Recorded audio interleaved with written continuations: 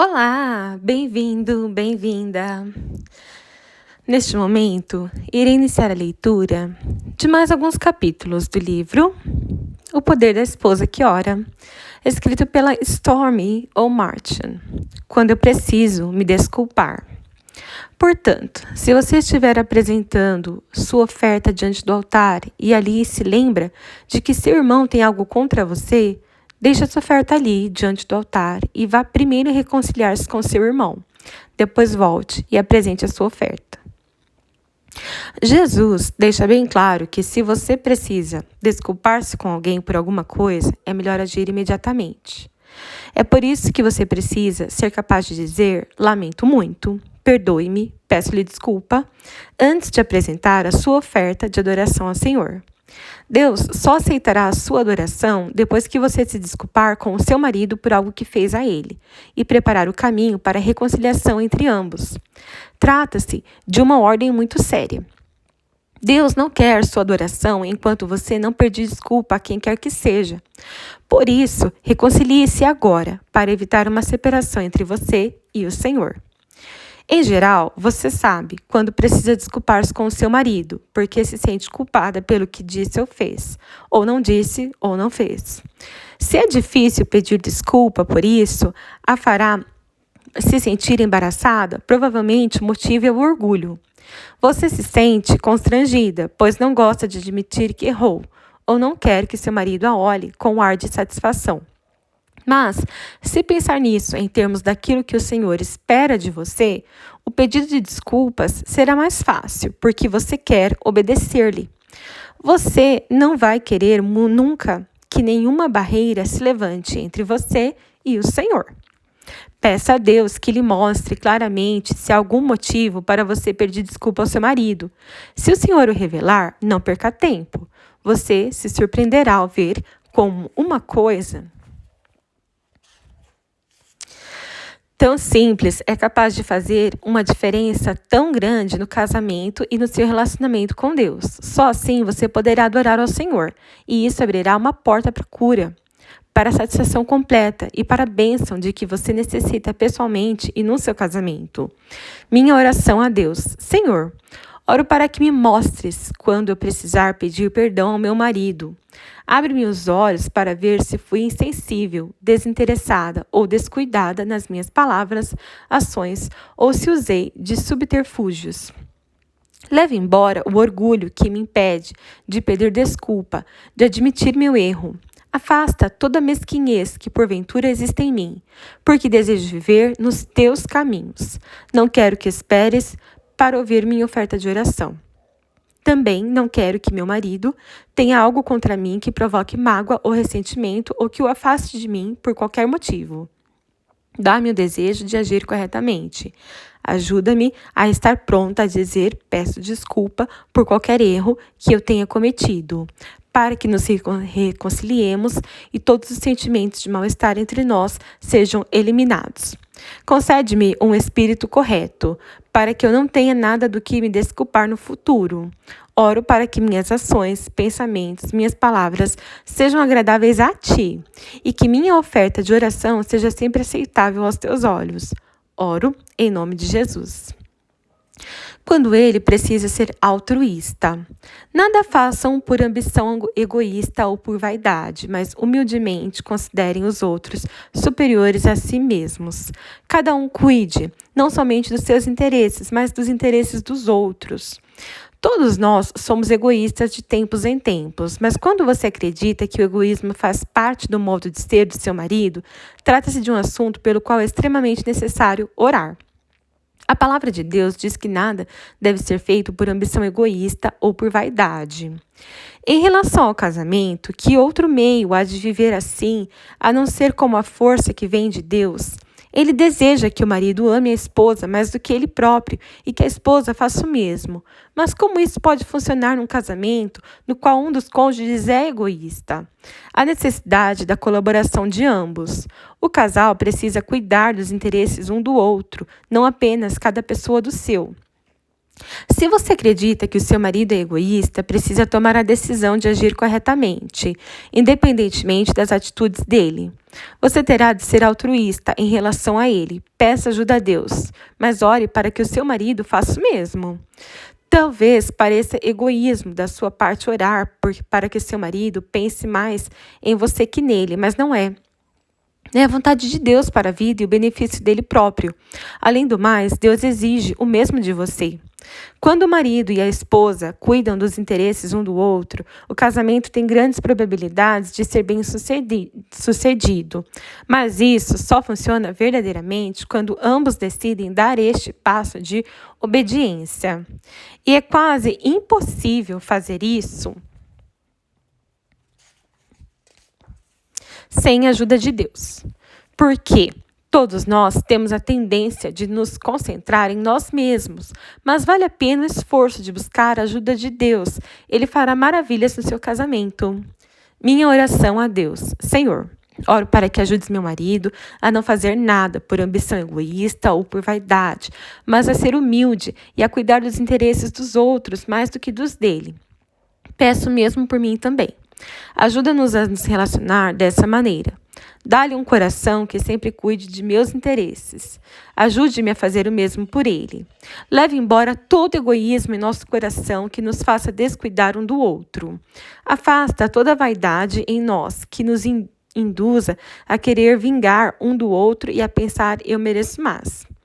Capacita-me a ser mais semelhante a ti, Jesus, que entregaste tua vida por nós.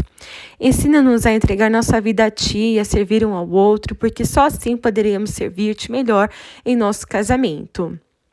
Sei que quando meu marido e eu vivemos de maneira que tu desejas, andamos de acordo com a tua perfeita vontade. Mas sei também que somos imperfeitos e, por mais que tentemos, quase sempre falhamos. Somente o poder miraculoso do teu Espírito é capaz de nos ajudar a afastar o egoísmo da nossa vida. Já fui convencida da necessidade de ser altruísta em nosso casamento.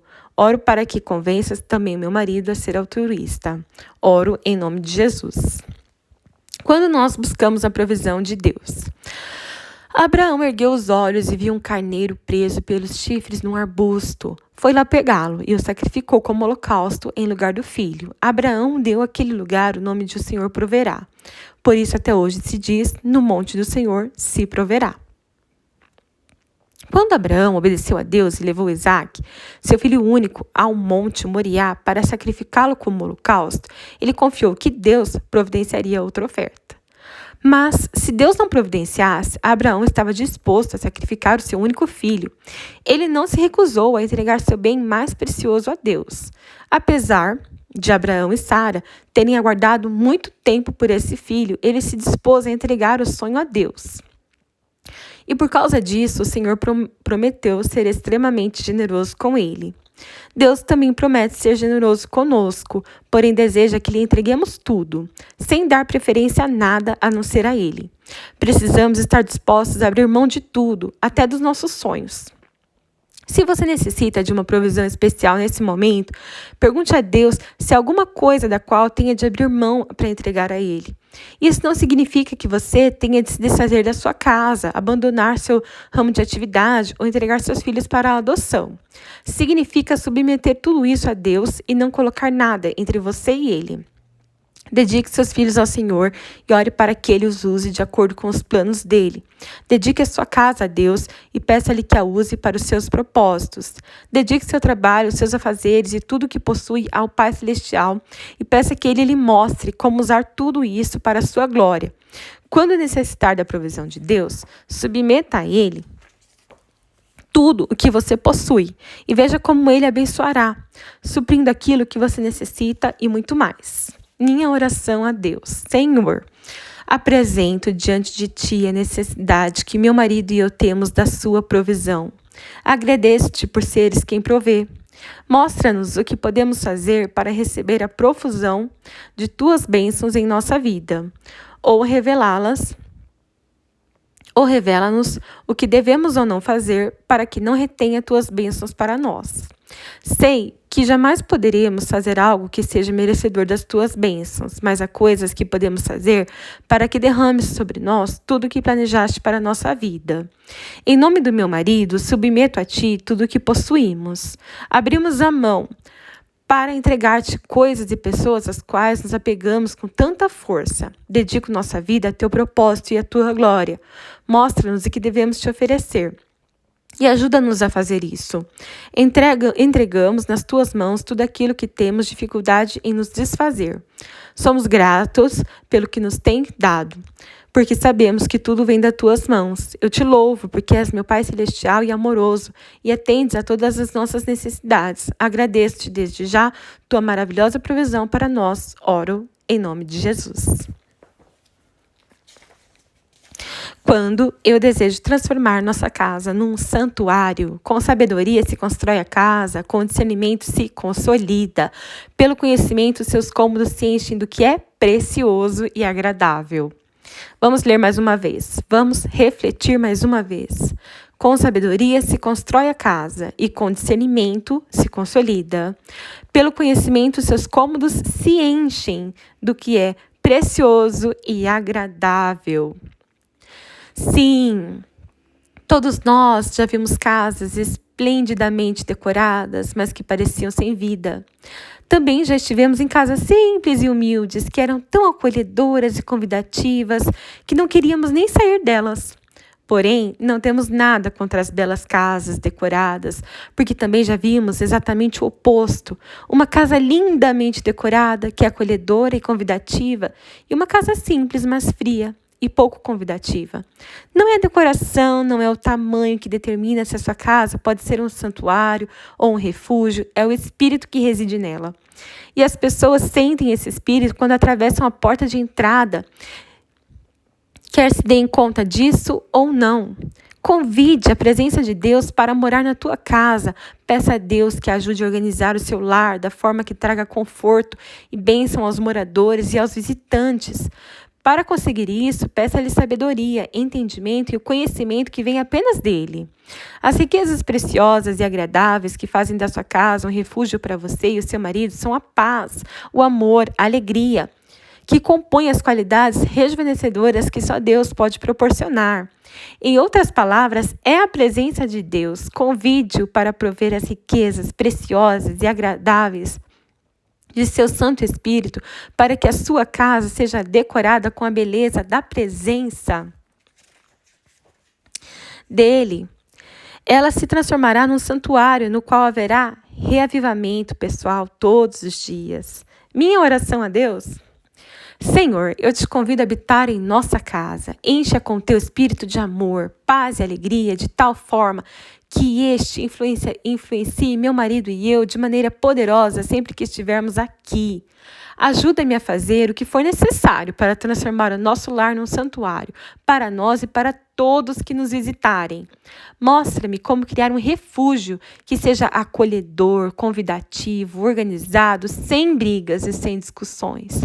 Dá-me uma visão do que necessita ser feito, mudado ou melhorado, a fim de torná-lo mais convidativo. Oro para que a nossa casa seja um lugar que nos dê força e saúde, pelo simples fato de estarmos ali. Convido tua presença para residir no nosso lar, para que possamos sentir o teu conforto, a tua calma, tua beleza, todas as vezes que atravessarmos a porta de entrada. Leve embora a tensão ou a frieza que trazemos conosco. Envolve nosso lar com a tua proteção, para que nenhum mal sobrevenha a ele e as pessoas que ali estejam. Livra-nos de todos os intrusos e perigos. Oro para que nossa casa não seja destruída ou danificada por fogo, chuva, enchente ou qualquer outra tragédia. Capacita-nos a cuidar diligentemente do lar que nos deste. Suplico que nenhum de nós permita a entrada de qualquer coisa que nos impeça de andar nos teus caminhos e obedecer à tua vontade. Enche a nossa casa com riquezas preciosas e agradáveis do teu espírito e com a beleza e o conforto da tua presença. Eu oro em nome de Jesus. Muito obrigada por acompanhar a leitura de mais alguns capítulos do livro O Poder da Esposa que Ora, escrito pela Stormy O. Martin.